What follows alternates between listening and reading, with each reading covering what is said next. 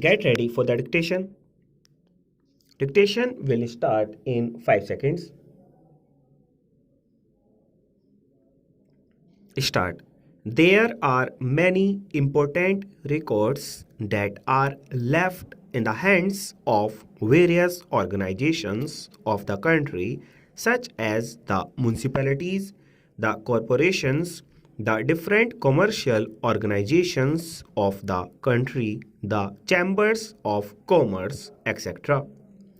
As has been mentioned by some honorable members here, some are also lying in private hands. The government of India cannot be held responsible for the management and preservation of these records until Parliament passes the necessary legislation declaring these records as records of national importance. Under these circumstances, we presume that the resolution of the honorable member covers only those records which lie in the custody of the Government of India, the Archives of India, and the different ministries of the central government. It is true that some of the records are also lying with the state government on loan. Sir, these records, in my opinion, can be divided into three groups. The first group is the records which are owned by the Government of India, which are created by the Government of India by the different ministries of the Government of India. The second group is the records which have been presented to the archives of India as are the Bhopal records.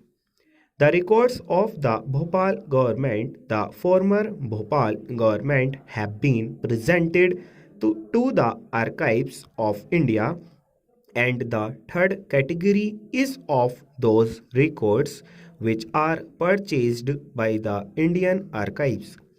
There is, of course, the fourth variety, as has been pointed out by my honorable friend, the mover of the resolution that a large number of records of the central government are lying with the state governments.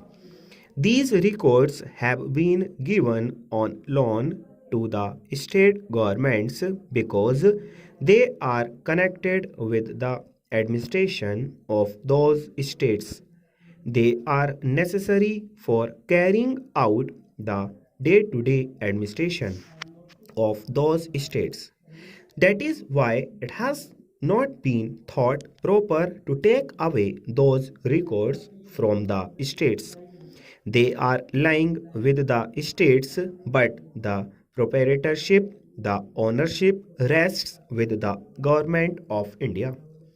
Sir, one thing I may impress upon this house, although all these records are properties of the Government of India, they belong to the Government of India and they are managed by the Government of India, although legally speaking, they are managed by the Government of India by executing action. Factually speaking, they are not so. There is the organization to which a reference has been made by my honorable friends, the Indian Historical Records Commission.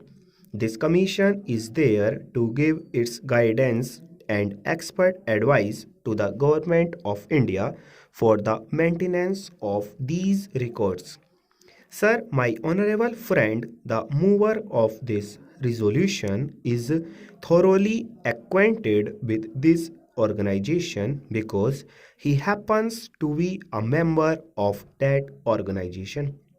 Sir, the Indian Historical Records Commission is a body set up by a resolution of the Government of India in the year 1919.